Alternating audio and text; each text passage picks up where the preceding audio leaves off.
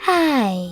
In front of me is Samsung Galaxy Xcover6 Pro, and today I would like to show you how you can access all your downloads on this device.